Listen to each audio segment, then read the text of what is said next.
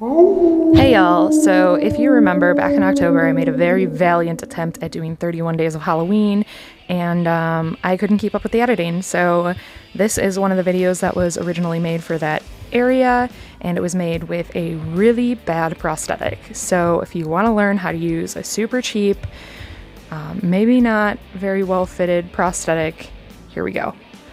So I got it at a store, like a Halloween store. And the one other thing I used was crepe hair, which I'm showing you how I steam it out with my teapot because I don't have a steamer. So a little bit of crepe hair that I got from an FX shop, and then this really cheap rubber prosthetic that was maybe like $12 from a Halloween store. The first thing that I did was cut out the teeth because I thought they looked really chintzy and I didn't like them. And I have teeth that he can put in his mouth and wear later on in this makeup. Y'all, I way too much in my videos, and I know it. So Chris had just shaved his beard, which made me sad. And it felt pretty ridiculous that I had to add a beard to a man that's usually bearded.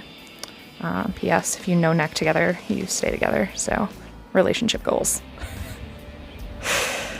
So here we are, starting with the prosthetic. So this is how big it is on his face if I just spread it out the way it came in the box. And it looks ridiculous. So we're gonna go ahead and trim that on down.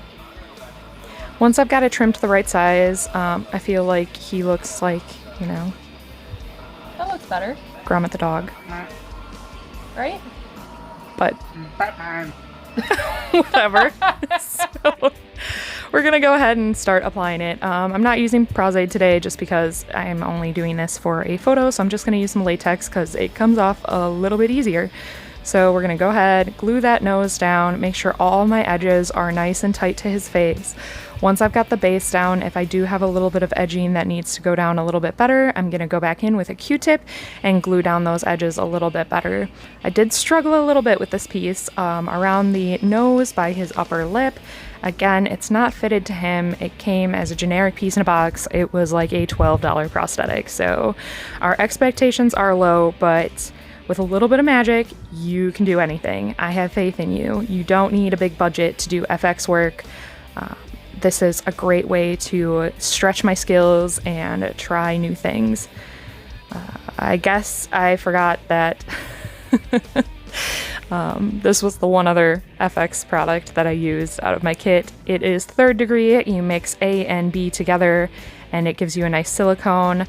Mine was getting old. I couldn't find the prosthetic that I wanted, which was a prosthetic transfer that makes a furrowed brow, so I'm actually carving my own out with this 3D silicone product. It does dry fast, so you have to work fast.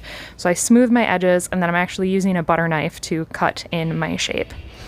As that's drying, I'm gonna go back in and make sure that my edges are good. I'm using latex to texture out, and because I want it to be very opaque on his forehead, I'm gonna go ahead and put latex on his forehead as well.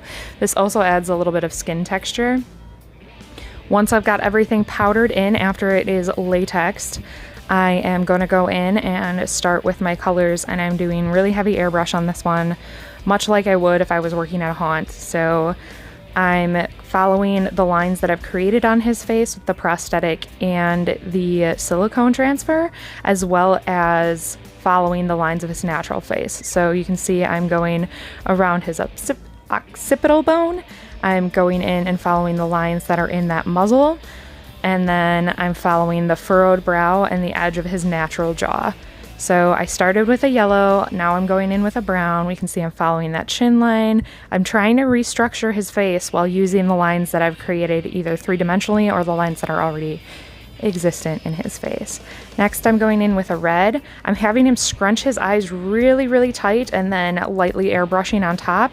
This will give kind of a crinkled effect around the edges of his eyes, which I think adds to kind of that gnarled look. So again, have him crinkle up tight. And then when he releases, he's going to have those lighter lines around the edge.